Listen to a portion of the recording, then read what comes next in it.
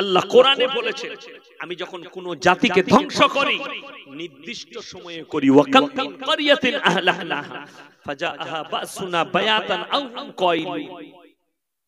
কখন? যখন তারা গভীর নিদ্রায় থাকে, দ্বিপহরে, দুপুর বেলায় কিংবা রাতের বেলায়, যখন তারা আরামরত অবস্থায় থাকে আমার আযাব তাদেরকে অ্যাটাক করে। হযরতে নূহ নবীর জামানায় সকাল থেকে মুষলধারার বৃষ্টি শুরু হলো, একটানা বৃষ্টি হয়ে যাচ্ছে, ঝরঝর ঝরঝর ঝরঝর ঝরঝর ঝরঝর করে গোটা পৃথিবী জুড়ে বৃষ্টি হতে লাগলো।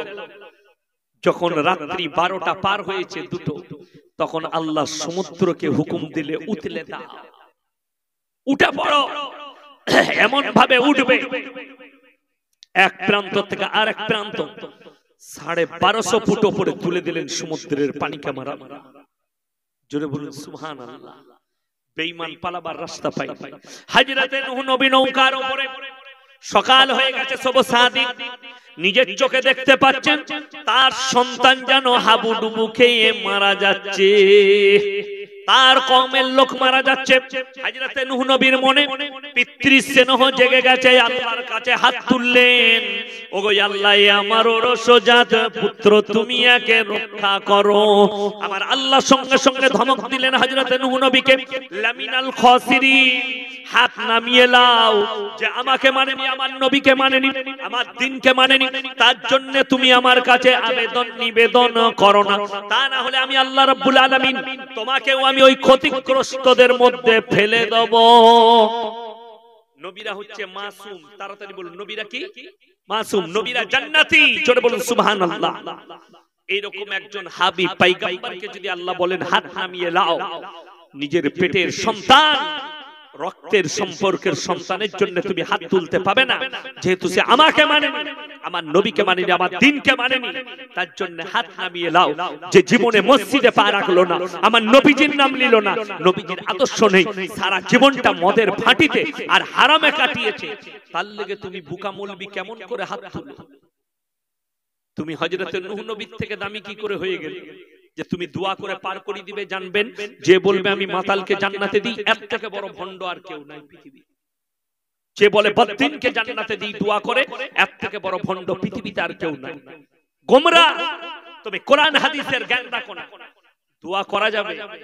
আল্লাহ, আমার চাচা যান নামাজ পড়তো, কিছু ভুল হতে পারে, আল্লাহ তুমি ক্ষমা করে দিও, আল্লাহ ক্ষমা করবে। জোরে বলুন সুবহানাল্লাহ।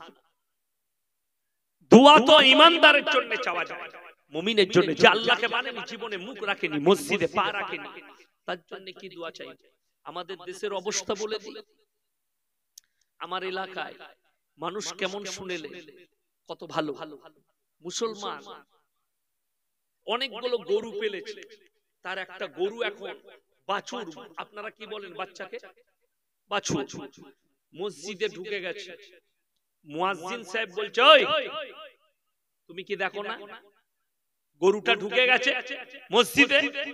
বলছে, এ মুয়াজ্জিন তোমার বুদ্ধি নেই। বলে কেন? বলে এই অবলা জন্তু বলে ঢুকেছে, আমাকে কোনদিন দেখেছিস আমি মসজিদে ঢুকেছি? মানে জীবনে নামাজ পড়ে না, তার মানে গরু তার থেকে ভালো। বুঝতে পেরেছেন না পারেননি? সে বলছে গরুটা ঢুকেছে, ও কিছুই জানে না, অবলা জন্তু। আমাকে দেখেছিস কোনদিন আমি মসজিদে ঢুকে নামাজ পড়েছি? বুঝতে পারছেন কত পরেজগার সে? আপনি তার লেগে দোয়া করবেন যে মসজিদ ঢোকাকে অস্বীকার করে, যে নামাজ পড়াকে অস্বীকার করে। আমার নবীজি সাল্লাল্লাহু আলাইহি সাল্লাম বললেন, যার নামাজ নেই তার ইসলাম নেই। নামাজ কি? ইন্নাস সালাতা তানহা আনিল ফাহশাই ওয়াল মুনকার, নিশ্চয় নামাজ এমন একটা ইবাদত মানুষকে অশ্লীল কাজ থেকে সরিয়ে ভালো কাজের দিকে নিয়ে আসে। জোরে বলুন সুবহানাল্লাহ। আজকে বড় কষ্ট লাগে, আপনি বেনামাজি, আপনি জান্নাতের আশা করেন, আর কিয়ামতের দিন আল্লাহ সর্বপ্রথম হিসাব দিবেন নামাজে, যেটা তোমার মধ্যে নেই। কি দিবেন? আল্লাহকে কি নিয়ে দিবেন?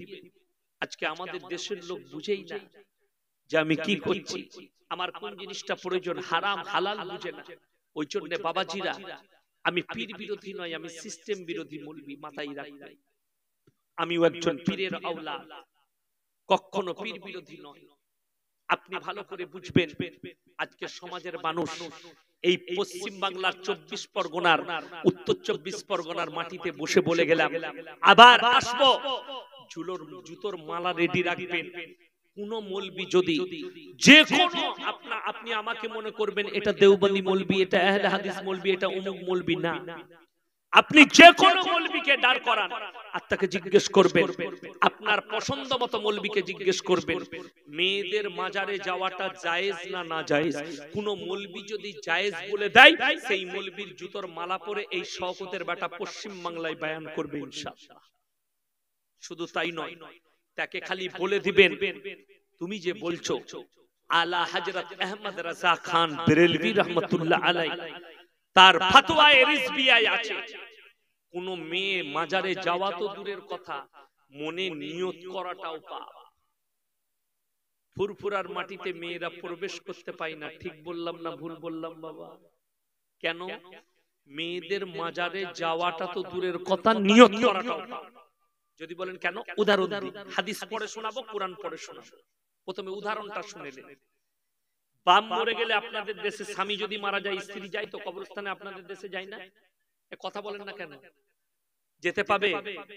হ্যাঁ না না না না। ইমাম সাহেব কোথায় আছে? মাশাআল্লাহ, যাওয়া জায়েজ আছে? জায়েজ না। যে কোনো মৌলবীকে জিজ্ঞেস করবেন জুতোর মালা পরবো, যদি বলে জায়েজ আছে, খালি প্রমাণ করে দিবে আমার সামনে কোরআন হাদিস। আমি আপনাদের বলি, স্বামী মারা গেলে যদি স্ত্রী কবরস্থানে না যেতে পায়, বাপ মরে গেলে বিটি যদি কবরস্থানে না যেতে পায়, ইয়াসিন মারা গেছে আমার কবরে, আপনার বউ কি করে যাবে? কথাটা ভালো করে বুঝবে। আমি ইয়াসিন পীরের আওলাদ, পীর, আমি পীর হয়েছি, তো আমার কবরে যদি যায় আপনার স্ত্রী, তো আপনার প্রতি আপনার স্ত্রীর হক আপনার প্রতি বেশি না ইয়াসিনের প্রতি বেশি? কথাটা বুঝতে পারেন? আপনার প্রতি বেশি স্বামীর প্রতি, যে যার অর্ধাঙ্গিনী, যার সঙ্গে জীবন কাটিয়েছে, যার সঙ্গে শারীরিক সম্বন্ধ হয়েছে আল্লাহর তরফ থেকে হালাল সম্বন্ধ, যার রক্ত তোমার গর্ভে গিয়ে বাচ্চা ধারণ করেছো, তার কবরে যাওয়া জায়েজ নাই। এই ইয়াসিন ভন্ডর কবরে তুমি কি করে যেতে পারবে? ইসলাম নিষেধ করেছে। অনেকজন বলবে তাহলে হাজী বিবিরা আল্লাহর নবীর কবর জিয়ারত করে, নারী পুরুষ করে না করে না? আবে নবীজির সঙ্গে ইয়াসিনের তুলনা করছিস, পাগলামো নয় এটা? কথা বলে না? পৃথিবীর কোন ওলি, কোন সাহাবীকে নবীজির সঙ্গে তুলনা করা পাপ। কি বললাম আমি? পাপ। একমাত্র নবীজি যেটাকে সার্টিফিকেট দিয়েছে, নবীজি বলেছেন আমার পরে যদি নবুয়তের দরজা খোলা থাকতো, আল্লাহ হযরতে ওমরকে নবুয়ত দান করতেন। জোরে বলুন সুবহানাল্লাহ। এই কথাটা নবীজি বলেছেন। বাদবাকি আমার নবীজির তুল্য পৃথিবীর কোন মৌলবি, মুল্লা, পীর, ফকির হতে পারে না। নবীজি তো দূরের কথা। বীরভূম ডিস্ট্রিক্টের একটা ছেলে আমাকে ফোন করে বলছে, এই তুমি পীর বিরোধী, মাজার বিরোধী। এমন বাবা ঠিক আছে, তুমি একটু বলো। আচ্ছা আপনারা বলুন, হাজী সাহেব কে আছেন? হাত তুলেন। এখানে কেউ নেই? 24 পরগনা একটা হাজী সাহেব নেই? এই তো সামনে বসে আছে, হাত তুলেন না। এই দেখেন মাশাআল্লাহ, একজন আছে, ইনি সাক্ষী। মক্কা থেকে মদিনা 430 থেকে 450 কিলোমিটার রাস্তা, কি না বাবাজি? কটা মাজার দেখে এলেন? বা কথা বলে না, একটাও পেয়েছিলেন? পান নাই। উনি বললেন একটাও পাইনি, একটাও মাজার নেই। বীরভূমের ছেলেটা বলছে সেখানে যখন মাজার নেই তাহলে সেখানে ওলি না। জোরে বলুন না নাউজুবিল্লাহ। পৃথিবীর সব থেকে যতগুলো ওলি যে দেশে শুয়ে আছে, সেই ওলিরা আল্লাহর নবী সাহাবীরা যারা শুয়ে আছে তাদের পায়ে ধুলো ধুলো যোগ্য হতে পারে না, ঠিক কি না? কে কে শুয়ে আছে? হযরতে ওমর ফারুক রাদিয়াল্লাহু তাআলা আনহু, হযরতে শোয়েব আল-উতবা, হযরতে আবু বকর সিদ্দিক রাদিয়াল্লাহু তাআলা আনহু, হযরতে উসমানে গনি, আল্লাহর নবীর চাচা যান। উহুদের প্রান্তরে 70 জন সাহাবীর কবর আছে, তার মধ্যে একজন হচ্ছেন আল্লাহর নবীর চাচা যান আমিরে হামজা রাদিয়াল্লাহু তাআলা আনহু। জোরে বলুন সুবহানাল্লাহ। এতগুলো ওলি সাহাবী শুয়ে আছে যাদের জন্য আমার আল্লাহ বলেছেন রাদিয়াল্লাহু আনহুম ওয়া রাজু আন, তারা আমার উপরে রাজি, আমি তাদের উপরে রাজি। জোরে একবার বলুন সুবহানাল্লাহ। আল্লাহ নিজে বলেছেন নবীকে, হে আমার নবী রাদিয়াল্লাহু আনহুম ওয়া রাদু আন, তারা আমার উপরে রাজি, আমি তার তোমার সাহাবীদের উপরে রাজি। সেই সাহাবীরা যাদের উপরে আল্লাহ রাজি হয়ে গেছে বলে দিয়েছেন, তারা শুয়ে আছে মক্কা মদিনার মাটিতে, একটাও মাজার নাই। আমার বাড়ি থেকে আপনার এখানে 185 কিলোমিটার রাস্তা, 185,000-এর বেশি আছে। আমি মাজার বিরোধী নয়, আমি খালি আপনাকে বুঝাতে চাইছি। আর বেশিরভাগ মাজারে মেয়েরা গিয়ে গড়াগড়ি মারছে, মাথা ঠুকছে, সেখানে গিয়ে সিজদা করছে। যদি বলেন কি শুনেলেন আমার ভাইয়েরা, আমার মায়েরা, আল্লাহর কসম করে বলছি, যদি কবরে চাদর চড়ানো জায়েজ হতো, আমার নবীর কবরটা আসমান পর্যন্ত হিরে মতি মুক্ত চাদরে ঢেকে যেত, ঠিক কি না? কিন্তু আল্লাহর নবীর কবরে চাদর চড়ানো জায়েজ নাই। হাজী সাহেব কটা চাদর চড়িয়েছিলেন আপনি? জায়েজ নেই। ভারতের লোকের ক টাকা আছে, তুমি তো টানার চাদর চড়াও ইয়াসিনের কবর। যারা হিরে মতি মুক্ত চাদর চড়ানো হতো আমার নবীজির কবরে, ঠিক কি না? আল্লাহর নবীর কবরে জায়েজ নেই। পৃথিবীর আর কোন মৌলবি মোল্লা পীর ফকিরের কবরের জন্য জায়েজ হতে পারে না। আমার ভাইরা, আমার নবীর কবরে সিজদা নেই, পৃথিবীর আর কারোর কবরের জন্য সিজদা চলবে না। আমার নবীর কবরে ভালো মন্দ চাইতে পাবে না, পৃথিবীর আর কোন মৌলবি মোল্লা পীর ফকিরের কবরে ভালো মন্দ চাওয়া যাবে না। আমার ভাইরা, অবশ্যই আপনি আল্লাহর ওলির কবর জিয়ারত করতে পারেন, বাপের কবর জিয়ারত করবেন, নবীজির কবর জিয়ারত করবেন, সাহাবীদের কবর জিয়ারত করবেন, আপনি ওলিদের কবর জিয়ারত করবেন। কিন্তু ভালো মন্দ, কল্যাণ ও কল্যাণের মালিক হচ্ছেন, সকলে বলুন কে? একমাত্র আল্লাহ রাব্বুল আলামিন, তিনি হচ্ছেন কল্যাণ অকল্যাণের মালিক, ভালো মন্দের মালিক। চলুন আরো একটু আগে নিয়ে যাই আপনাদেরকে। আমাদের দেশের যে সমস্ত ভাইরা মায়েরা মনে মনে করছেন আমি নামাজ পড়ি বা না পড়ি, রোজা রাখি বা না রাখি, আল্লাহকে ডাকি বা না ডাকি, অবশ্যই আমাদিকে এই পীররা, এই মৌলবীরা জান্নাতে নিয়ে যাবে। ইয়াসিন হুজুর এসেছে, একে যদি বলি, একে যদি পীর ধরি, আমাদিকে জান্নাতে নিয়ে যাবে। আমি তাদের কাছে একটা দুটো নয়, 5টা দৃষ্টান্ত দিয়ে যাচ্ছি। কটা বললাম? 5টা। কার কার দৃষ্টান্ত দেব শুনলেন? আমার বাপের লয় আর ফুটো মৌলবীর নয়, 5টা পয়গম্বর নবীর। জোরে বলুন সুবহানাল্লাহ। 1 নম্বরই আমার নবী, বিশ্ব নবী জনাবে মুহাম্মাদুর রাসূলুল্লাহ, সকলে জোরে বলুন সাল্লাল্লাহু আলাইহি ওয়াসাল্লাম। হলো না? আরো জোরে বলুন সাল্লাল্লাহু আলাইহি ওয়াসাল্লাম। পৃথিবীর মধ্যে সবথেকে বড় কৃপণ কে জানেন? ছোট লোক। সে যে নবীজির নাম শোনার পরে দরুদ পাঠ করে না। কথাটা বুঝতে পেরেছেন না? পারেন? আমরা যতবার হাদিস পড়াই বলি সাল্লাল্লাহু আলাইহি ওয়াসাল্লাম, ওগো আল্লাহ তুমি নবীর উপরে রহমত বর্ষিত করো। জোরে বলুন সুবহানাল্লাহ। আপনি দরুদ, একবার দরুদ যে পড়বে তার উপরে আল্লাহ 10 বার রহমত বর্ষিত করবে। জোরে বলুন সুবহানাল্লাহ। 10 বার পড়লে 10 দশম 100 বার। সবথেকে বড় পৃথিবীর কৃপণ হচ্ছে যে দরুদ পড়ে না নবীজির নাম শুনে, তার থেকে বড় ছোট লোক অমানুষ নেই।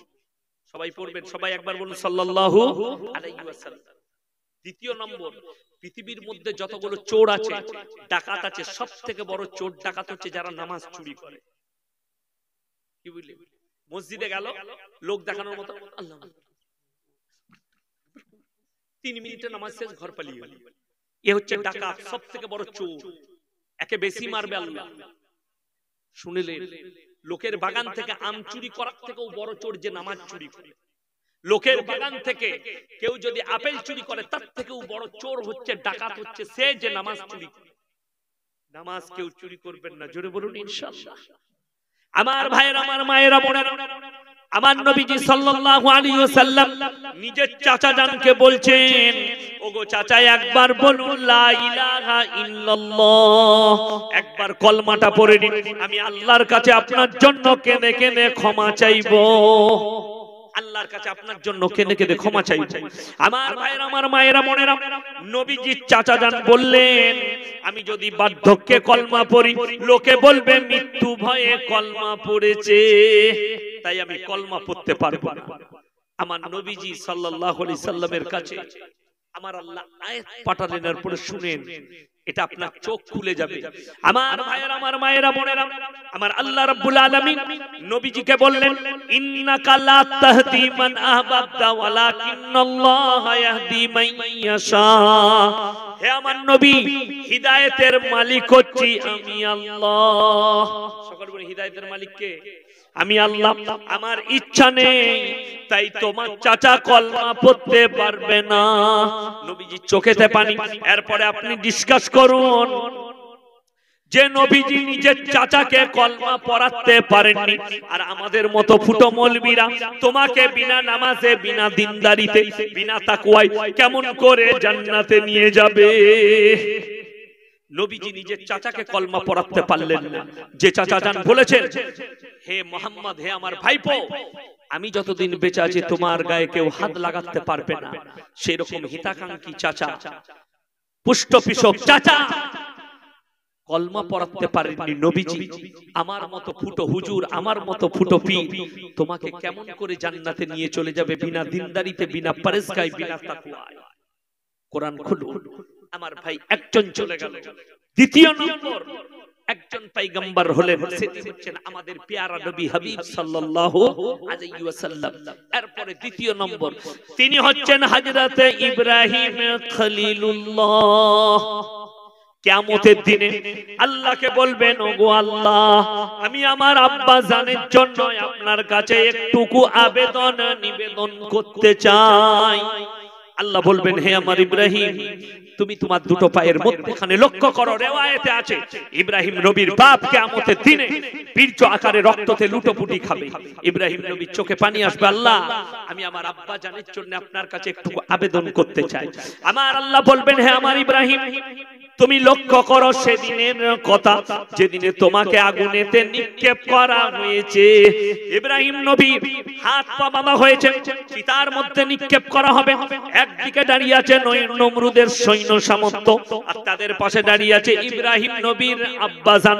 তার চোখে পানি, সন্তানের চোখে, ইব্রাহিম নবীর চোখে পানি।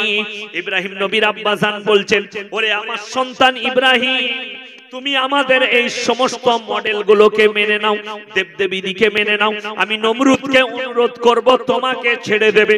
সঙ্গে সঙ্গে ইব্রাহিম নবী বললেন, আমার আব্বা জান, আল্লাহর কসম করে বলছি, তোমার নমরুদের আগুনের ভয়ে আমার চোখে পানি আসেনি, আমার চোখের পানি বের হয়েছে আমার আল্লাহর ভয়ে।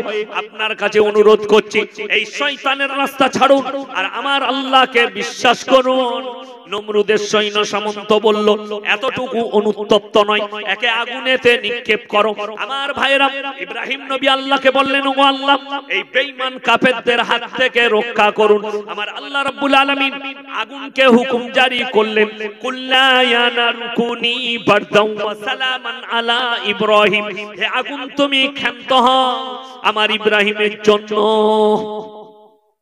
আমার ভাই, ইব্রাহিম নবী একটা পশম পর্যন্ত আগুন জ্বালাতে পারেনি। সকলে জোরে একবার বলুন নারায়ে তাকবীর। হলো না নারায়ে তাকবীর? আল্লাহ প্রমাণ করিয়েছে সেরকম নবী সেদিনে ব্যর্থ হবেন নিজের আব্বা জানের জন্য। আল্লাহ বলবেন, আজকে তোমার আবেদন রাখা হবে না। তোমার আব্বা আমার নবীকে মানেনি, আমার দ্বীনকে মানেনি, শিরক করেছে আমার সঙ্গে, আল্লাহ ছাড়া অপরের উপাসনা করেছে, তাই আমার কাছে তোমার আবেদন রাখা হবে না। ইব্রাহিম নবীর চোখে কিয়ামতের দিনে পানি আসবে। এরপরে ডিসকাস করুন, আমাদের মতো ফুটো মৌলবীরা, আমাদের মতো ফুটো পীররা তোমাকে কেমন করে বিনা নামাজে, বিনা দিনদারিতে, বিনা তাকওয়ায়, বিনা পরেশকারিতে কেমন করে জান্নাতে নিয়ে যাবে। দুটো নবী চলে গেল। এরপরে তৃতীয় নম্বর আর চতুর্থ নম্বর, এটা আমার মায়েরা, বোনেরা ভালো করে শুনবেন, এটা আপনাদের জন্য। আমার আল্লাহ রাব্বুল আলামিন কোরআনে দৃষ্টান্ত দিলেন, আমি দৃষ্টান্ত দিচ্ছি পৃথিবীর ওই সমস্ত রমণীদের জন্য যারা মনে মনে ভাবে আমার স্বামী আলেম বেড়া পার করাবে, আমার বাপ হাজি বেড়া পার করাবে, আমার 14 পুরুষ পীর আছে বেড়া পার করাবে। তারা কান খুলে শুনে নাও, যারা নামাজ পড়ে না, রোজা রাখে না, দিনদার নয়, অথচ মনে মনে ভাবে আমার স্বামী যখন আলেম, আমার স্বামী হুজুর আছে বেড়া পার করাবে, আমি অমুক পীরের স্ত্রী বেড়া পার করাবে, আমি অমুক মৌলবীর বিবি বেড়া পার হয়ে যাবে। আমার মায়েরা, আমার বোনেরা শুনে নাও, কোরআন তাদের জন্য দৃষ্টান্ত দিয়েছে। কোরআন নকল করছে। দারাবাল্লাহু মাসালাল লিল্লাযীনা কাফারু ইমরাআতা নূহি ওয়া ইমরাআতা লূত কানাতা তাহতা আবদাইন মিন ইবাদিনা সালিহাইন ফাখানাতাহুমা ফালাম ইউগনিয়া আনহুমা মিনাল্লাহি শাইয়্যা ওয়া কিলা দুখুলান নার মা'আদ দাখিলিন। আমার দুজন উলুল আযম নবী হাবিব পয়গম্বর নূহ নবী আর লূত নবী দুজনের বিবিকে জাহান্নামে দেব, তারা আটকাতে পারবে না। নবীরা চুপ করে দাঁড়িয়ে থাকবে, তাদের দুজনের স্ত্রী জাহান্নামে প্রবেশ করবে। এরপরে আপনি ভেবে দেখুন, যদি হাবিব পয়গম্বরের নবীদের বিবিরা জাহান্নামে যায় আর নবীরা চুপ করে দাঁড়িয়ে থাকে, এরপরে আমাদের মতো ফুটো মৌলবি আমি যদি বলি আমার স্ত্রী বদ্দিন আর তাকে জান্নাতে নিয়ে যাব, আমাকে আগে ফেরেশতারা ঝাঁটা মারবে। কথাটা বুঝতে পারেননি? হে আমার মায়েরা, আমার বোনেরা, আমার মতো ফুটো পীর তোমাকে কি করে জান্নাতে নিয়ে যাবে? শুধু তাই নয়, আরো দলিল দেব। কটা গেল বাবা? 4 জন নবী হয়ে গেল। কজন হলো? 4 জন। এরপরে 5ম নম্বরটা শুনে, এটা খুব ডেঞ্জার, প্যাথেটিক। আর এতে যারা শিক্ষিত সমাজের ছেলে মেয়ে আছে তারা ভালো করে শোনো। আমি আপনাদিকে তথ্য দিয়ে যাচ্ছি। এই গত ক্রিসমাস যেটা গেল 25শে ডিসেম্বর, জানুয়ারি চলছে, 25শে ডিসেম্বর আমাদের কাছে তথ্য আছে কলকাতার বুকে, বারাসাতের বুকে হাজার হাজার মুসলমান যুবক যুবতী তারা ক্রিসমাস পালন করেছে, গির্জায় গেছে। শোনো হে আমার মুসলমান যুবক যুবতী, তোমরা শিক্ষিত তো হয়েছ, যদি মনে করো যে শিক্ষিত হলেই মানুষ হয়ে যায়, কখনো নয়। আপনার ছেলে ডাক্তার হবে, প্রফেসর হবে, মাস্টার হবে, উকিল হবে, নেতা হবে, মন্ত্রী হবে, আল্লাহর কসম যদি দিন না থাকে আমার আল্লাহর কাছে কোনো মূল্য নাই। লেখুন কাগজ থেকে, কোনো মূল্য নাই। যেমন একটা জীবজন্তু জানোয়ার, সেও সেরকম একটা আমার আল্লাহর কাছে, যেহেতু সে আমার আল্লাহকে বিশ্বাস করে, মানে না, তাই তার শিক্ষিত হবার পরও আমার আল্লাহর কাছে কোনো মূল্য নাই। খ্রিস্টানরা গির্জাতে দুজনার মূর্তি রেখেছে। কজনের কথা বলে না? কজন? 2 জন। একটা তার মা ঈসা নবীর মা মারিয়ামে, আর একটা যিশুসে। যিশুসটাকে ঈসা মাসিহ, ঈসা মাসিহ নয়। খ্রিস্টানরাও এটা বিশ্বাস করে আল্লাহ আসমানে তুলে নিয়েছেন ঈসা মাসিহ, এটা ওরা বিশ্বাস করে। খ্রিস্টানদের ঈমানটা নষ্ট কখন হয়েছে শুনেলেন? তারা ইসলাম থেকে খারিজ কখন হয়েছে, তারা আহলে কিতাব থেকে কখন বের হয়েছে শুনেলেন? খ্রিস্টানদের পণ্ডিতরা যখন বলল আল্লাহ যখন ঈসা মাসিহকে তুলে নিয়েছে, আর মারিয়ামের যখন কোনো পুরুষ ছিল না, স্বামী ছিল না, বিনা বাপে এসেছে, তাহলে ওটা আল্লাহর বেটা। জোরে বলুন নাউজুবিল্লাহ। আল্লাহ কোরআনে বলেছেন আলহামদুলিল্লাহিল্লাযী আনজালা আলা আবদিহিল কিতাবা ওয়া লাম ইয়াজআল লাহু ইওয়াজা কাইয়িমান লিয়ুনযিরা বা'সান শাদীদাম মিন লাদুন ওয়া ইউবাশশিরাল মুমিনিনা আল্লাযীনা ইয়া'মালুনাস সালিহাতি আন্না লাহুম আজরান হাসানা মা কিসিনা ফীহি আবাদা ওয়া ইউনযিরাল লাযীনা ক্বালু ইত্তাখাযাল্লাহু ওয়ালাদা। আল্লাহ বললেন হে আমার নবী জানো, তারা বলে আল্লাহ সন্তান গ্রহণ করেছে। জোরে বলুন একবার নাউজুবিল্লাহ। তারা এই জন্য আহলে কিতাব থেকে বেরিয়ে গেছে। খ্রিস্টানরা কার উপাসনা করে? ঈসা নবী ভেবে, ঈসা মাসিহ ভেবে, গড ভেবে। যিশুস বলে যে লোকটা প্রথম ঈসা মাসিহকে মার্ডার করার জন্য প্রবেশ করেছিল, যার চেহারাটা আল্লাহ ঈসা মাসিহর মতো করে দিয়েছিল, যাকে ক্রুশচ্ছেদ করা হয়েছে, ওই লোকটারই নাম হচ্ছে যিশুস। যার মূর্তি রেখে ঈসা নবী ভেবে, গড ভেবে, যার কাছে প্রার্থনা করে, যার কাছে ভালো ভালো চায়। আল্লাহ কোরআনে কত সুন্দর বুঝিয়েছে, আপনি অবাক হবে। এই মুসলমানদের যুবকরা কোরআন পড়তে জানে না, কোরআন বুঝতে জানে না, উলামাদের টাচে থাকে না, যার কারণে এতগুলো পাপেতে লিপ্ত হয়ে যায়। যারা কোরআন বুঝে না তারা সমাজ। আমার আল্লাহ রাব্বুল আলামিন কিয়ামতের দিনে যেমন আদালতে মুজরিমকে দাঁড় করানো হয়, আমার আল্লাহ রাব্বুল আলামিন হযরতে ঈসা মাসিহকে দাঁড় করাবেন। আর পৃথিবীর মানুষের সামনে হযরতে ঈসা মসিহকে প্রশ্ন করবেন।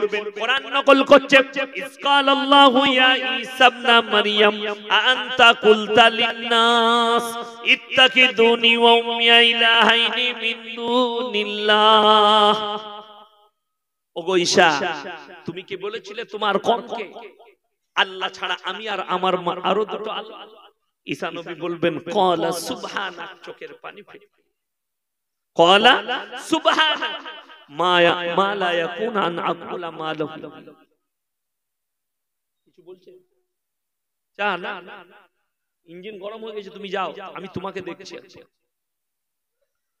আমার আল্লাহ রাব্বুল আলামিনকে হযরত ঈসা নবী বলবেন, ক্বালা সুবহানাক মা ইয়াকুনা লি আন আকুলা বিহি মিন ইলমি। আল্লাহর কাছে ক্ষমা চাইবেন, আল্লাহ তুমি হচ্ছ ইন্নাকা আনতা আল্লামুল গুয়ুব, তুমি তো অন্তরের খবর জানো, তুমি আলিমুল গায়ব। আমি কি বলেছি কি বলিনি তুমি ভালো জানো। আল্লাহ বলবে, চুপ করো, আমি সব জানি। এই নেমো খারাম দিকে বিশ্বাস স্থাপনের জন্য আমি দাঁড় করিয়েছি তোমাকে। আত্মাদিকে বলা হবে, তোমরা যাদের উপাসনা করেছিলে, যাদের কাছে ভালো মন্দ চেয়েছিলে, আজকে কেন তারা তোমাদের উপকারে আসছে না? তখন তাদেরকে জাহান্নামের রাস্তা দেখানো হবে। যারা আল্লাহ ছাড়া অপরের কাছে ভালো মন্দ চেয়েছে, আল্লাহ ছাড়া অপরকে মালিক মনে করেছে, আল্লাহ তাদেরকে বলবে, ডাকো, তারা কেন আজকে তোমাদের উপকারে আসছে না? আল্লাহর পর কোরআনে বললে, এদিকে দেখিয়ে দাও জাহান্নামের রাস্তা। কোরআন বলছে, ওয়াসিকাল্লাযীনা কাফারু ইলা জাহান্নামা যুমারা। যারা আল্লাহকে ভয় করেন, যারা কিয়ামতের দিন সম্পর্কে অবগত নয়, তারা ভালো করে শুনে নেন। কোরআন বলছে যুমারা মানে হচ্ছে জমা হওয়া। আল্লাহ অর্ডার দিবেন জাহান্নামের ফেরেশতাদিকে, এদিকে একসঙ্গে গরুর পালের মতো বেঁধে দাও।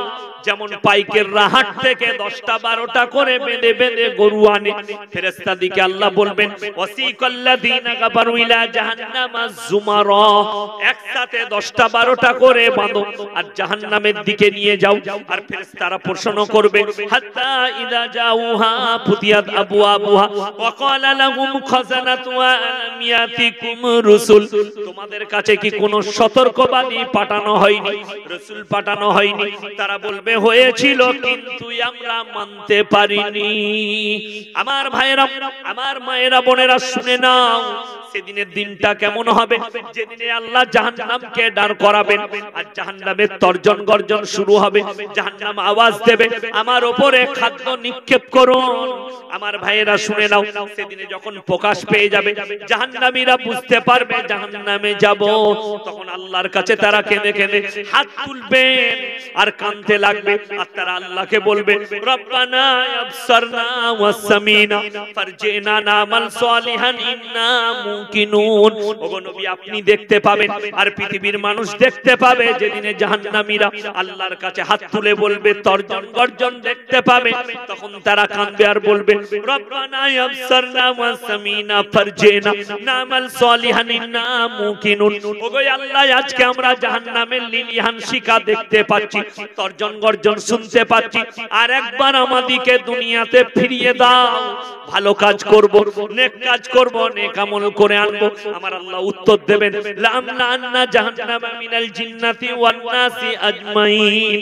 ওগো আমার নবী বলে দাও, সেদিনে আল্লাহ উত্তর দেবেন, আমি আল্লাহ রাব্বুল আলামিন জাহান্নাম এবং জান্নাতকে জিন এবং ইনসান দ্বারা পরিপূর্ণ করব। আমি ওই জন্য তৈরি করেছি, তোমাদেরকে বিবেক দিয়েছিলাম, ভালো মন্দ বিচার করার ক্ষমতা দিয়েছিলাম। আমার ভাইয়েরা সবাই নিয়ত করলেন, আমরা কেউ শিরক করব না, জোরে বলুন ইনশাআল্লাহ। এরপরে চলুন আল্লাহর বড়াই, আল্লাহর মহত্ব, আল্লাহ কেমন সত্তা, এটা পৃথিবীর মানুষ, এখানে আল্লাহ শুধু মুসলমানের কথা বলেনি, পৃথিবীর যতগুলো মানুষ আছে, হিন্দু, মুসলিম, জৈন, বৌদ্ধ, খ্রিস্টান, ইহুদি, নাসারা, 750 কোটি মানুষ শুধু নয়, যতগুলো হযরত আদম আলাইহিস সালাতু ওয়াস সালাম থেকে শুরু করে যতগুলো মানুষ আসবে কিয়ামত পর্যন্ত, সব মানুষগুলোকে যদি এক কাছে করা হয়, এক্ষুনি যে মানুষগুলো আসার কথা তাদেরকেও যদি আল্লাহ আসমান থেকে পাঠিয়ে দেয়, আর সব মানুষ যদি দুনিয়ার বুকে জড়ো হয়, আমার আল্লাহ চ্যালেঞ্জ ছুড়লেন, শোনো, তোমরা যদি মনে করো আল্লাহর প্রশংসা লেখে শেষ করে দেব, তাহলে শুনে নাও, তোমাদের জন্য কলমের উপরেই চল, কালির উপরেই চল, আমি আল্লাহ কতটা কালি দিতে পারি। আমার আল্লাহ রাব্বুল আলামিন সূরা কাহফ শেষ পৃষ্ঠা শেষ রুকু, আমার আল্লাহ রাব্বুল আলামিন বললেন, পৃথিবীর মানুষকে নিজের সত্তাটা বর্ণনা করলেন। কুল্লাউ কানাল বাহরু মিদাদাল লিকালিমাতি রাব্বি লানাফিদাল বাহরু ক্বাবলা আন তানফাদা কালিমাতু রাব্বি ওয়ালাউ জিনা বিমিসলিহি মাদাদা। হে আমার বিশ্বনবী, এই পৃথিবীতে যতগুলো সমুদ্র আছে সব পানিগুলো যদি আমি তোমাদের জন্য কালি করে দিই, আর তোমরা যদি আমার আল্লাহর প্রশংসা লিখতে শুরু করো, সবাই যদি প্রশংসা লেখে, ওই কালিগুলো সব শেষ হয়ে যাবে। আবার আমি অতটাই সমুদ্রের পানি দেব, অতটাই কালি করে দেব, সেটাও শেষ হবে, কিন্তু আমার আল্লাহর প্রশংসা লেখে শেষ করতে পারবে না। জোরে একবার বলুন সুবহানাল্লাহ। আমার আল্লাহ রাব্বুল আলামিন এত বড় সত্তা, তিনার প্রশংসা লেখে শেষ করার মতো ক্ষমতা এই পৃথিবীর মানুষের নেই। আমার আল্লাহ রাব্বুল আলামিন কিয়ামতের দিনে বিচার করবেন। যাদের মনে মনে হচ্ছে আল্লাহ কেমন করে এতগুলো মানুষের বিচার করবেন, হযরত আদম আলাইহিস সালাতু ওয়াস সালাম থেকে শুরু করে কিয়ামতের দিন পর্যন্ত যতগুলো মানুষ আসবে সকলের আল্লাহ বিচার করবেন। আল্লাহর কাছে বিচারটা কত সহজ শুনেলেন। কোরআনে আমার আল্লাহ বললেন, আমার জন্য বিচারটা এই জন্য সহজ, আমি আল্লাহ কিভাবে বিচার করব কিয়ামতের দিনে। শোনো, ইকরা কিতাবাক কাফা বিনাফসিকাল ইয়াউমা আলাইকা হাসিবা মান ইহতাদা ফাইন্নামা ইয়াহতাদি লিনাফসি ওয়া মান দাল্লা ফাইন্নামা ইয়াদিল্লু আলাইহা ওয়া লা তাজিরু ওয়াজিরাতুন বিজরা উখরা ওয়া মা কুননা মুআযযিবিনা হাত্তা নাবআসা রাসূলা।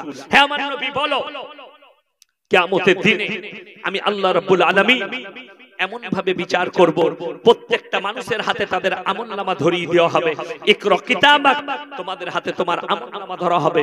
কাফা বিনাফসিকাল ইয়াউমা আলাইকা হাসিবা, তোমরা এরপর হিসাব দাও নিজের তোমার নিজের মুখেতে প্রকাশ করো, কতগুলো পাপ করেছো, কতগুলো গুনার কাজ করেছো, কি করেছো, তোমরা নিজের মুখেতে হিসাব দাও। আমার আল্লাহ রাব্বুল আলামিন আমাদের সকলকে হেফাজত করুক। জোরে বলুন আল্লাহুম্মা আমিন। আমার ভাই, একটা কথা মাথায় রাখবেন খুব ভালো করে, সবাই নিয়ত করে নেন, আজ থেকে আমরা পরিপূর্ণ আল্লাহর প্রতি বিশ্বাস আনবো। জোরে বলুন ইনশাআল্লাহ।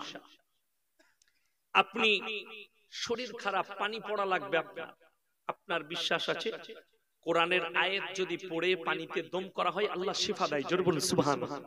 হাদিসে আছে কেউ যদি 11 বার সূরা ফাতিহা পড়ে শরীরে দম করে দেয় কিংবা পানিতে ফুঁক দিয়ে ওই পানিটা পান করে, সমস্ত রোগের শিফা। জোরে বলুন সুবহানাল্লাহ। আপনার ইয়াসিন সাহেবকে পেলেন না, আপনার গ্রামের হাজী সাহেব আছে, মুরব্বি বাবাজি নামাজি, তাকে বললেন হাজী সাহেব একটু দোয়া পড়ে ফুঁক দিয়ে দেন পানিতে। ভালো মানুষের দ্বারা আমাদের দেশের লোক তাবিজ লাই গাঁজাখোরের কাছে, তাবিজ লাই মাতালের কাছে, রেল স্টেশনে বসে আছে শিয়ালদায়, ফালনামা খুলে বসে আছে, বিছিয়ে দিয়েছে, কাগজ বিছিয়েছে, সকালবেলায় উঠে ভাঙা এটারছি মাথায় চুল লেপে চলে এসেছে, এসে বলছে লোকরা দেখছি যারা 1 লাখ বেতন পায়, 2 লাখ বেতন পায়, তারা গিয়ে তার কাছে হাত দেখাচ্ছে। দেখুন তো তোমার ভাগ্যটা খারাপ যাচ্ছে, তোমার প্রমোশন হয়নি। বলে আমার ভাগ্যটা কি করে ফিরবে? বলে চিন্তা নেই, এই আংটির পাথরটা নিয়ে যাও, ভাগ্য খুলে যাবে। এটা নিয়ে যাও, তোমার ছেলে হবে। তাকে কেউ বলতে পারে না যে লিচ্ছে আংটিটা পাথরটা সে পাই 1 লাখ বেতন, যে দিচ্ছে সে ছিড়া চটে বসে আছে। একবারও বলতে পারছে না ওই ভাগ্যের আংটির পাথরটা তোর গলায় বাঁধ, কাল থেকে মমতা খালার পাশে বসবি, তুই শালা চেয়ারে এই ছিড়া চটে বসে কেন? কথাটা বুঝতে পেরেছেন না? পারেন? যে দিচ্ছে ছিড়া চটে বসে আর যে লিচ্ছে 1 লাখ বেতন পাই, তাহলে ভাগ্যটা কার প্রয়োজন? তার না তার? আমাদের দেশের লোক বুঝে না, আমাদেরকে এসে বলে হুজুর একটা বরকতের তাবিজ দেন তো যেন আমার দোকানে বরকত হয়। আরে বোকা, আমার তাবিজে যদি তোর দোকানে বরকত হয়, সব থেকে বড় লোক কে আগে হবে? হুজুর হবে না আপনি হবে? তাবিজ তো আমার কাছে। তো কলকাতায় শোরুম গুলো আর দোকানগুলো তোমাদের হবে কেন? হুজুরদের হবে। আমার তাবিজ আপনি নিলে একটা করে, মাল তো আমাদের কাছে। কথাটা বুঝতে পেরেছেন না? পারেন? লোকরা বুঝেন না। আপনি বলতে পারেন বরকত আপনি নেবেন, কোরআনের যে কোনো বরকতি আয়াত আপনি আপনার ক্যাশবাস করে রাখতে পারেন, দোকানে টাঙাতে পারেন বরকতের জন্য, বরকতি আয়াত। কিন্তু আপনি নামাজি নয়, মুসল্লি নয়, দিনদার নয়, নেমো খারাম, নামাজ পড়েন না, আল্লাহকে ডাকেন না, আর ইয়াসিন তাবিজে বরকত নেবেন? বরকত এইভাবে পাওয়া যায় না। যদি বরকত চান কামাই, শর্ত হচ্ছে 5 ওয়াক্তের নামাজি হতে হবে। সবাই হবে? জোরে বলুন ইনশাআল্লাহ। কি করে নেবেন?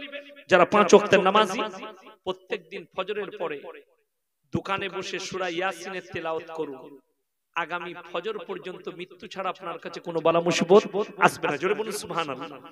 যে বাড়িতে সূরা ওয়াকিয়া তেলাওয়াত হয় এশার পরে, আল্লাহ তাদের কামায়ে রুজিতে বরকত দেয়। জোরে বলুন সুবহানাল্লাহ।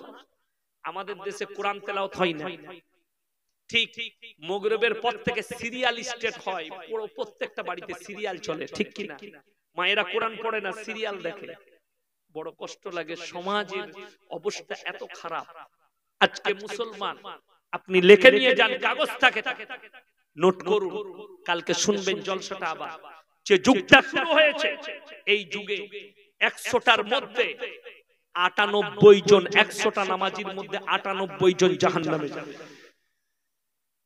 আপনারা অবাক হবেন, হুজুরি কি কথা বলছে? 100 জনের মধ্যে 98 জন? হ্যাঁ, 100টার মধ্যে 98 জন জাহান্নামে যাবে। তার কারণগুলো বলে দিই। যে যুগটা শুরু হয়েছে, নামাজও পড়ে সুদও খায়, নামাজও পড়ে চুরি করে, নামাজ পড়ে বাবা মাকে কষ্ট দেয়, নামাজ পড়ে মা বাবাকে ভাত দেয় না, নামাজ পড়ে ভাইয়ের সঙ্গে ভালো ব্যবহার নেই, নামাজ পড়ে লোকের ক্ষতি করে, নামাজ পড়ে চুরি করে, নামাজ পড়ে ভাইয়ের হক মেরে খাচ্ছে, নামাজ পড়ে লোকের হক মেরে খাচ্ছে। আর আপনি বলছেন জান্নাতে যাব? না, জান্নাত এত সোজা নয়। শুনেলেন আল্লাহর নবীর বুখারী শরীফের হাদিস, তোমরা ততক্ষণ পর্যন্ত মুমিন হতে পারবে না যতক্ষণ পর্যন্ত তোমার কাছ থেকে তোমার প্রতিবেশী সুরক্ষিত নয়। আপনাকে সুরক্ষা দিতে হবে আপনার প্রতিবেশীকে। আমার নবী বিশ্ব নবী বলেছেন, তোমরা মুমিন হবে তখন, তোমরা দেখো না তোমার বাড়ির পাশে কে বাস করছে, সে হিন্দু হোক কিংবা মুসলিম হোক, জৈন হোক কিংবা খ্রিস্টান হোক, দলিত হোক কিংবা আদিবাসী হোক, সে যদি খেতে না পায় তাকে প্রথমে খাবার দাও, সে যদি বস্ত্রহীন হয় বস্ত্র দাও, বিপদে পড়লে তার পাশে দাঁড়াও। এটাই হচ্ছে নবীজি সাল্লাল্লাহু আলাইহি সাল্লামের আদর্শ। আজকে বড় কষ্ট লাগে, বুক ফুলিয়ে বলছে, আমি আজমিরে গিয়ে 5000 টাকা খরচা করে 100টা ফকির খাইয়েছি, আর তোর ঘরের পাশে তোর চাচা খেতে পায় না, খোঁজ রাখিস, তুই জুতো খাবি, তোর একটা ফকির খাওয়ানো কাজে লাগবে না। বড় কষ্ট লাগে। মাজারে গিয়ে চাদর চড়াচ্ছ 500 টাকা দিয়ে, 2000 টাকা দিয়ে, তোমার চাচির গায়ে কাপড় নেই, তোমার চাচির সোয়েটার নেই, দুটো সোয়েটার কিনে দে, একটা কম্বল চাচিকে কিনে দে, অনেক বেশি নেকি পাবি। আরে বড় কষ্ট লাগে।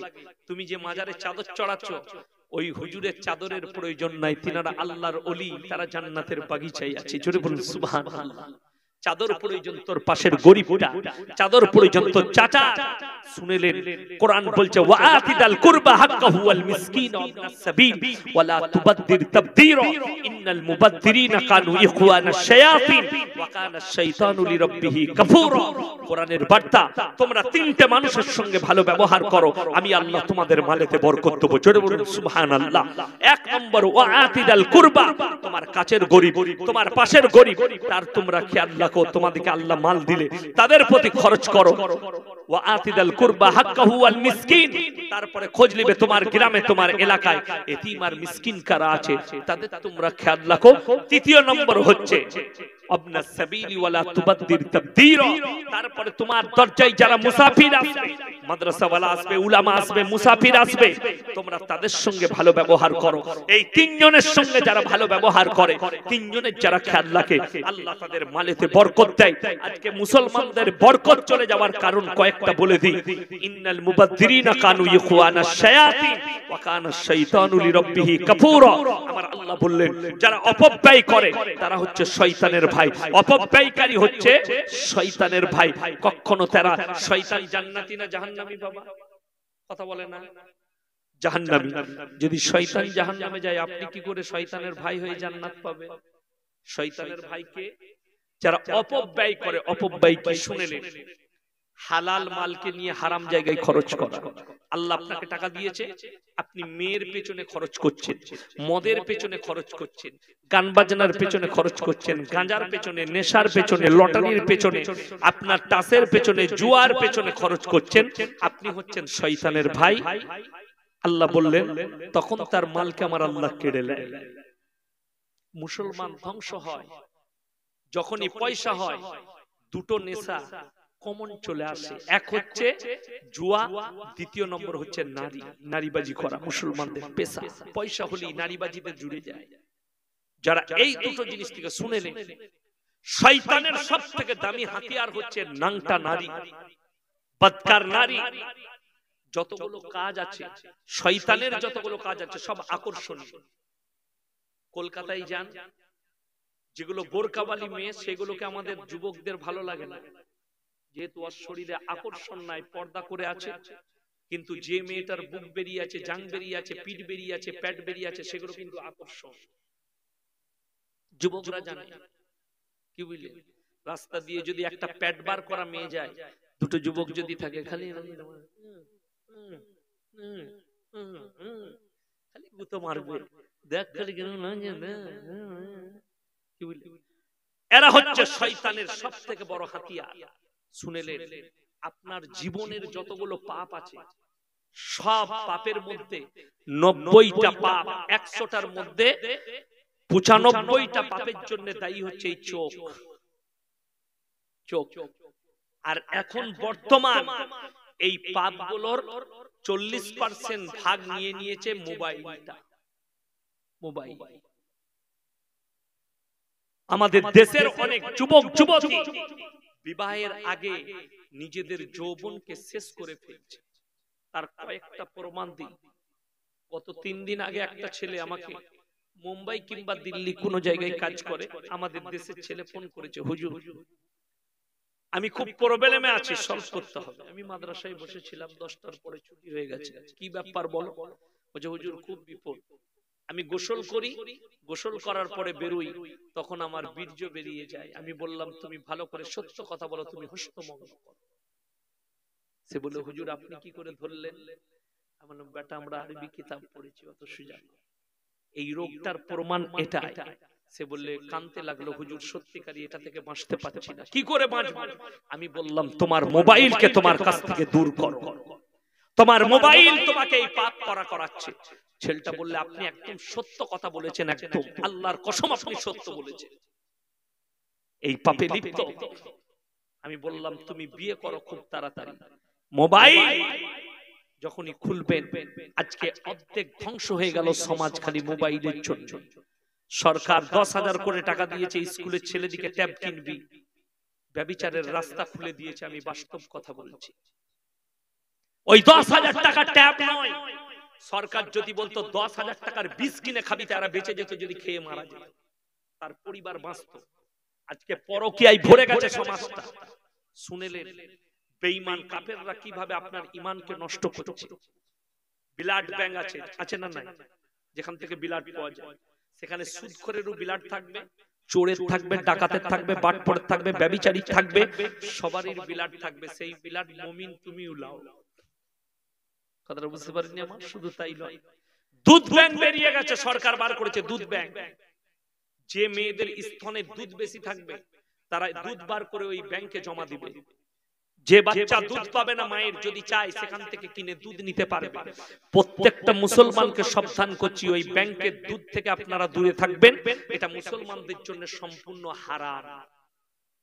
যদি বলেন কেন, অনেক শিক্ষিত লোক থাকবে, শোনো তোমাদের চোখগুলো খুলিয়ে দিচ্ছি। ইনার মেয়ে, ইনার বাচ্চা হয়েছে, ইনার মেয়ে, ইনার স্ত্রীর দুধ পাচ্ছে না, আমার স্ত্রীর দুধ বেশি হয়েছে, সেই দুধটা আমি ব্যাংকে জমা করেছি। ইনি আমার দুধটাই কিনে নিয়ে গিয়ে ইনার মেয়েকে খাওয়ালেন। আর আমার ছেলের সঙ্গে তারপরে পরবর্তীতে এমন একটা যুগ এলো বন্ধুত্ব, ইনার ছেলের সঙ্গে আমার মেয়ের বিয়ে হচ্ছে, শরীয়তে আছে ইনার ছেলে, আমার ছেলে আর ইনার মেয়ে দুধ ভাই বোন, যেটা বিয়ে করা সম্পূর্ণ হারাম। কথাটা বুঝতে পারেননি? বুঝাতে পেরেছি আমি?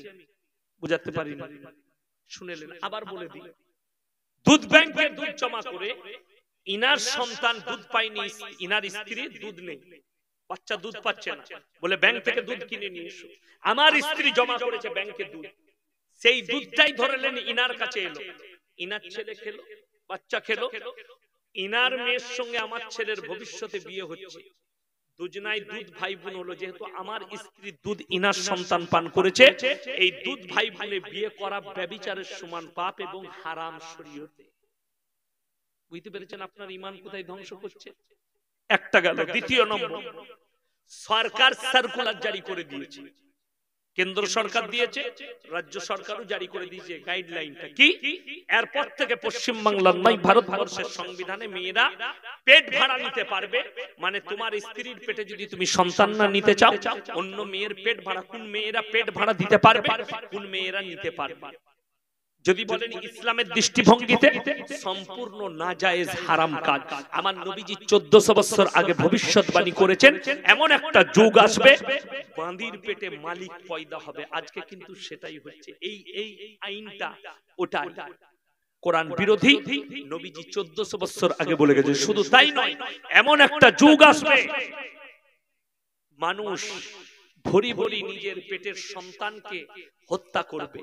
সরকার, কেন্দ্র সরকার, সুপ্রিম কোর্ট রায় দিয়ে দিয়েছে ভারতের সংবিধানে একটা মেয়ে 149 থেকে 52 দিন পর্যন্ত নিজের পেটের সন্তানকে হত্যা করতে পারে। তার মানে 6 মাস পর্যন্ত বাচ্চাকে হত্যা করতে পারে। আমি বলেছি জলসায়, আজকে আবার বলে যাচ্ছি, যেহেতু কলকাতার কাছাকাছি, বারাসাতের কাছাকাছি এই টাউনগুলোতে যে ডাস্টবিন গুলো আছে ওগুলোতে আর ময়লা থাকবে না, ওগুলো ভ্রূণ আর বাচ্চা পড়ে থাকবে। 2 বছর পরে আমার নবীজি 1400 বছর আগে ভবিষ্যৎবাণী করেছেন। তোমরা বুঝতে পারবে কিয়ামতের বড় আলামতের মধ্যে একটা আলামত, রাস্তাঘাটে কুকুরের মতো জিনা করবে ছেলে মেয়েরা। তার দলিলটাও দিয়ে যাচ্ছে, আমরা বলিনি, মিডিয়া বলছে, পেপার বলছে। এই বছরে ক্রিসমাসের দিনে শুধু কলকাতার বুকে অনলাইনে 22,223টা খালি নিরোধ বিক্রি হয়েছে শুধু অনলাইনে। আর এমনি যদি হিসেব করা হয় 1.5 থেকে 2 লাখ খালি দোকানে নিরোধ বিক্রি হয়েছে। যুবক যুবতীরা ব্যভিচার করেছে কলকাতার বুকে, ব্যভিচার করেছে। আমার ভাই, কোরআন বলছে ওয়ালা তাকরাবুজ জিনা ইন্নাহু কানা ফাহিশা ওয়া সাআ সাবিলা। হে নবী বলে দাও, ব্যভিচার করা তো দূরের কথা, যে রাস্তায় ব্যভিচার হয় সে রাস্তার ধারে পাশে তোমরা যাতায়াত করো না। জোরে বলুন সুবহানাল্লাহ। আমার আল্লাহ নিষেধ করেছে, বেঈমান কাফের বলছে ব্যভিচার কর।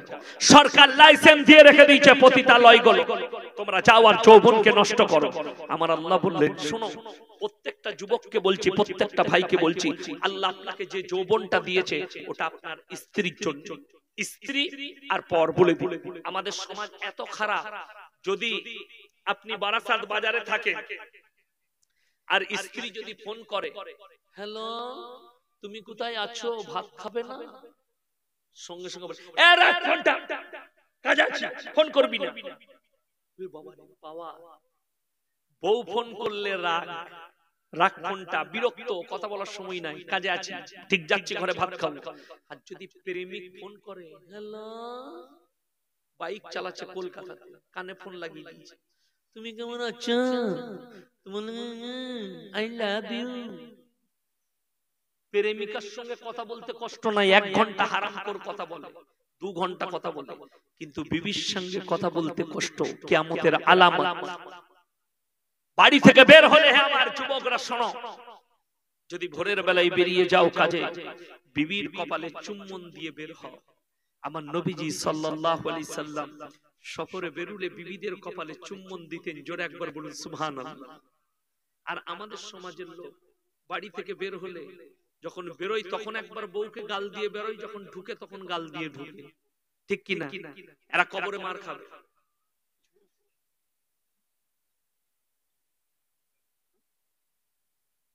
আমার ভাই, ওই জন্য আপনাদেরকে বলি, সবাই নিয়ত করলেন আমরা বিবির সঙ্গে ভালো ব্যবহার করবো। জোরে বলুন ইনশাআল্লাহ। বিবির কপালে চুম্বন দিয়ে বের হন, বাড়িতে ঢুকে চুম্বন দেন। স্ত্রীর প্রতি মহব্বত বাড়বে, স্ত্রীর মহব্বত আপনার প্রতি বাড়বে। যদি আপনি কপালে চুম্বন দিয়ে বাজারে যান, স্ত্রী পরকিয়া করতে গেলে ভাববে আমার স্বামী আমার কপালে চুম্বন দিয়েছে, কত ভালোবাসে, স্বামীকে কি করে ধোঁকা দেব। দিনরাত যদি বউয়ের গায়ে হাত তুলেন, সেই মেয়ে তোমার প্রতি মহব্বত থাকবে না এবং তুমি গুনাহগার। কোরআনে আছে, ইল্লা আলা আজওয়াজিহিম আও মা মালাকাত আইমানুহুম ফাইন্নাহুম গায়রু মালুমিন ফামান ইবতাগা ওয়ারা যালিকা ফাউলাইকা হুমুল আদুন। তোমরা তোমাদের স্ত্রীর সঙ্গে ভালো ব্যবহার করো, স্ত্রী ছাড়া তোমরা অপরের সঙ্গে সম্পর্ক করো না, তোমরা হবে সীমা লঙ্ঘনকারী। মুমিনদিকে আল্লাহ বললেন তোমরা পরকিয়া করো না। ইসলামে পরকিয়ার বড় সাজা, আল্লাহ আমাদের সকলকে হেফাজত করুক। জোরে বলুন আল্লাহুম্মা আমিন। পৃথিবীতে দুটো জায়গা সবথেকে সুন্দর জায়গা, কটা বললাম? কটা? দুটো। একটা আল্লাহর ঘর মসজিদ, জোরে বলুন সুবহানাল্লাহ। আর একটা ওই জায়গা যেখানে আল্লাহ এবং আল্লাহর রাসূলের কথা আলোচনা হয়। যে জায়গায় বসে আছে এই জায়গায় এতক্ষণ পর্যন্ত মাগরিবের পর থেকে কোরআন হাদিসের নবীজির জীবন আদর্শের আলোচনা হলো। এই জায়গাতে এটা মকবুল জায়গা। আমার নবী সাল্লাল্লাহু আলাইহি সাল্লাম সাহাবীদেরকে বসিয়ে কোরআন হাদিসের তালিম দিতে, কোরআনের তালিম দিতেন। সাহাবীদের কাছে বিভিন্ন রকম মাসলা মাসাইল বর্ণনা করতেন। ওই জন্য এই সুন্দর মজমা, আমি বলবো এই গ্রামের যে ভাইয়েরা মেহনত করে আজকের এই মজমাকে দিয়েছে, সকলে দোয়া দিবেন আল্লাহ যেন তাদের জানে মালে ইজ্জতে বরকত দেয়। সকলে জোরে বলুন। আমার ভাই, আমি আপনাদের কাছে ছোট্ট অনুরোধ করব, কোরআনের সঙ্গে কে কে মহব্বত করবেন হাত তুলেন তো ইনশাআল্লাহ দেখি। মাশাআল্লাহ, কোরআনের সঙ্গে মহব্বত। আমি আপনাদেরকে বলি, এই বাচ্চারা যে প্রোগ্রাম করেছে এদিকে উৎসাহ দেবার জন্য আপনাদের কাছে অনুরোধ করব, আপনারা প্রত্যেকটা ভাই বোন আপনারা যারা আছেন, আপনাদের কাছে এখানে চাদরটা ধরবো, যে যা পারবেন। আমি তাকবীর দেব, দাঁড়াবেন, তাকবীর দেব, দাঁড়িয়ে যাবেন। পকেটে যা আছে আপনারা রুমালে ফেলবেন, আমি দোয়া করব, আবার ইনশাআল্লাহ ফজরে দোয়া করব। আমার চাদরটা ধরেন তো, দাঁড়িয়ে যাবেন। আমি তাকবীর দিয়া মাত্র নারায়ে তাকবীর, দাঁড়ান, দাঁড়িয়ে যান, ইনশাআল্লাহ দাঁড়ান। নারায়ে তাকবীর, আওয়াজ দেন, নারায়ে তাকবীর। এগিয়ে আসুন, 10 টাকা, 5 টাকা, 1 টাকা, 2 টাকা, 100 টাকা, এখানে ঢুকে যান, ভেতরে ঢুকেন, ভেতরে ঢুকে যান। এই যে জাযাকাল্লাহ। আমার ভাই দাঁড়িয়ে যান। আর মায়ের দিকে বলবো, আপনাদের মধ্যে দুজন মা দাঁড়িয়ে যান, নিজের চাদর নিয়ে। আরে তাড়াতাড়ি যান না, চাদরটা নিয়ে আসুন না। দুজন মা দাঁড়িয়ে যান। একবার সকলে আমার সঙ্গে বলুন আল্লাহু আকবার। আল্লাহর প্রশংসা করুন। আল্লাহর কসম করে বলছি, আল্লাহ ওই বান্দাকে পছন্দ করে যারা ওয়াদা করে জীবনে যতগুলো পাপ করেছেন আল্লাহ পছন্দ করে ওই বান্দাকে যারা ইস্তেগফার পড়ে। আমার সঙ্গে সবাই একবার ইস্তেগফার পড়ুন, আস্তাগফিরুল্লাহাল্লাযী, সকলে বলুন আস্তাগফিরুল্লাহাল্লাযী লা ইলাহা ইল্লা হুয়াল হাইয়ুল কাইয়্যুম ওয়া আতুবু ইলাইহি। আমার ভাই ধরুন, তাড়াতাড়ি ধরুন চাদরটা। কি করছেন আপনারা? যে যা পারবেন ওখানে দেন। 10, 5, 1, 2, যার কাছে যা আছে যতটুকু আল্লাহ ওয়াকাত দিয়েছে এই বাচ্চাদিকে উৎসাহ দেবার জন্য এটাই দেন। এরকম মহাতি একটা সভা করেছে, যারা পয়সা দিচ্ছেন আমার ভাই পয়সা দেয়া হয়ে যাক। আর একবার পড়ুন আস্তাগফিরুল্লাহাল্লাযী লা ইলাহা ইল্লা হুয়াল হাইয়ুল কাইয়্যুম ওয়া আতুবু ইলাইহি। কোরআনে আছে সূরা ফুরকানে, ইল্লা মান তাবা ওয়া আমানা ওয়া আমিলা আমালান সালিহা ফাউলাইকা ইউবাদদিলুল্লাহু সাইয়্যাতিহিম হাসানাত ওয়া কানাল্লাহু গফুরার রহিমা। যারা তওবা করার মতো তওবা করবে, যারা ইস্তেগফারের মতো ইস্তেগফার করবে, আমার আল্লাহ রাব্বুল আলামিন তাদের পাহাড়ের মতো গুনাহগুলো আমার আল্লাহ নেকি দ্বারা বদলে দেবে। জোরে বলুন সুবহানাল্লাহ। আমার ভাই, যাদের পয়সা দেয়া হয়ে যাচ্ছে তারা বসে যান আল্লাহর ওয়াস্তে। যাদের পয়সা দেয়া হয়ে গেছে তারা বসে যান। আপনারা তাড়াতাড়ি চাদরটা ঘোরান। মাশাআল্লাহ, আল্লাহু আকবার। আপনারা আল্লাহর কথা শুনে, কোরআনের বাণী শুনে আপনারা দাঁড়ালেন, আল্লাহর ঘরের জন্য হাত বাড়িয়েছেন। হাদিসে আছে যাকিরা গচ্ছিত সম্পদ। যাকিরা মানে গচ্ছিত সম্পদ। কিয়ামতের দিনে মানুষ কাঁদবে, আমি যদি আরো কিছু বেশি দান করতাম আমার জন্য মঙ্গল হতো, আমি যদি আরো কিছু টাকা দিতাম আমার জন্য মঙ্গল হতো। মায়ের দিকে বলবো আপনারা যে যা পারবেন ওই খোটের মধ্যে দিয়ে আপনারা পৌঁছে দেন। আমার ভাই, আমি মাদ্রাসাওয়ালা, দাওয়াত নিই। সব থেকে বড় জিনিস আমার সিস্টেম হচ্ছে আমি ডবল জলসা করতে ভালোবাসি না। কেউ কোনোদিন অনুরোধ করবেন না যে হুজুর ডবল জলসা করুন। বক্তার ক্ষতি, কমিটিওয়ালার ক্ষতি। আমি রাস্তায় আসছি, আসতে পারলাম না, গাড়ি আটকে গেল, আপনার সম্মান যাবে, আমার সম্মান হানি হবে। ইসলাম খুব সূক্ষ্ম। কেন বলে দিই, আপনারা সাধারণ আর আমরা হচ্ছি আলেম। আমাদের ভুল মানুষের চোখে বেশি ঠেকবে, সাধারণের ঠেকবে না। কালো জামাই যদি দাগ পড়ে দেখা যায়, কথা বলেন, দেখা যায়? দেখা যায় না। সাদা জামাই দাগ পড়লে কিন্তু দেখা যাবে। উলামারা হচ্ছে, নামাজিরা হচ্ছে, দাড়ি টুপি বালা হচ্ছে সাদা জামা। এরা যদি কোনো খারাপ কাজ করে দেখা যাবে।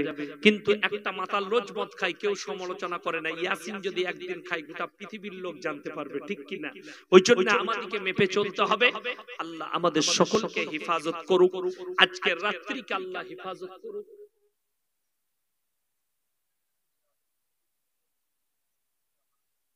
আচ্ছা আচ্ছা, ও আগামী বছরের জন্য হুজুর বলছেন কেউ যদি কিছু দিতে চান, চাল, আলু, তাবাররুক হবে আগামী বছরে। তো কেউ আছেন যে এক বস্তা আলু দিবেন ইনশাআল্লাহ? দেখি আলু, আলু কিংবা চাল। চাল যদি কেউ দেন 10 কেজি ব্যাগ একটা চাল, কিংবা 25 কেজি চাল। কেউ আছেন? মাশাআল্লাহ। কি নাম, কি দিবেন? আলু, চাল কত? এক বস্তা চাল দিবে। নামটা লিখে লিখে। নূর মোহাম্মদ ভাই, মাশাআল্লাহ, এক বস্তা চাল। আর কে আছেন ভাই? চাল আর কে আছেন? আচ্ছা, আগামী বছরের জন্য যদি কেউ ক্যাশ টাকা কিছু দেন, 500, 1000, 1000, 2000 কেউ যদি থাকে, আমার ভাই কে আছেন? কোন আল্লাহর বান্দা আছে? একটু বলি। একজন চাল হয়েছে এক ব্যাগ, আর এক ব্যাগ কে আছেন দেখি ইনশাআল্লাহ? হাত তুলেন। দ্বিতীয় নম্বর আল্লাহর বান্দা কে আছে? কোন ভাই আছে ইনশাআল্লাহ? দেখি দ্বিতীয় নম্বর আল্লাহর বান্দা কে আছে? কোন ভাই আছে ইনশাআল্লাহ? দেখি হাত তুলেন। দ্বিতীয় নম্বর আল্লাহর বান্দা কে আছে?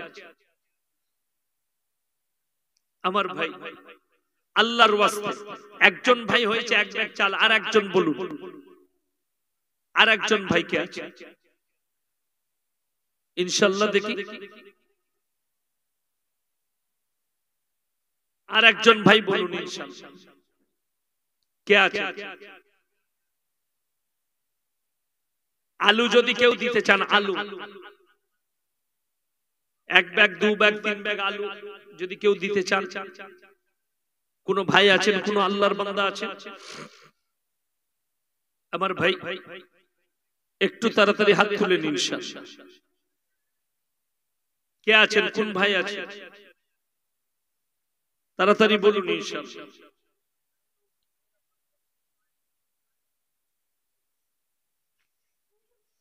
মায়েদের মধ্যে যদি কেউ ওয়াদা করেন,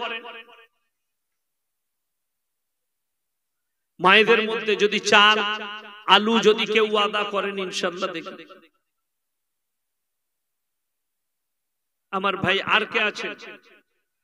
চাল, আলু যদি কেউ থাকেন, মাইকটা যদি কেউ থাকেন মাইক দিবেন। একটু তাড়াতাড়ি হাত তুলি ইনশাআল্লাহ। জাকিরা, গচ্ছিত সম্পদ। কিয়ামতের দিনে মানুষ খালি কাঁদবে, আমি যদি দিনের জন্য আরো কিছু টাকা খরচ করতাম, আমার জন্য আজকে মঙ্গল হলো। শয়তান মানুষকে বাধা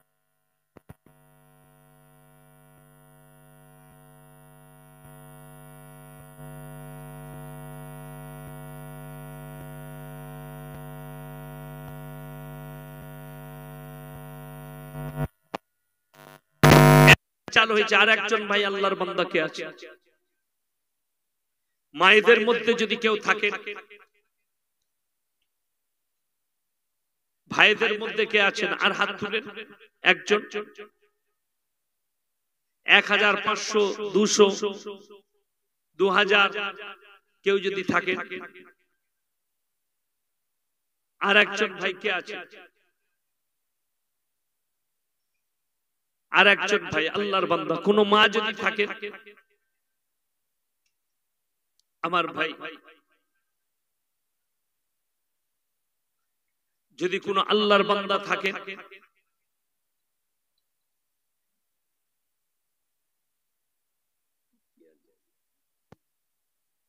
নাজিমা বিবি 500 টাকা, মাশাআল্লাহ, আল্লাহ দানকে কবুল করুক, নেক নিয়তকে আল্লাহ পুরো করুক, কারোবারে ব্যবসা বাণিজ্য রুজি রোজগারে আল্লাহ বরকত দেক।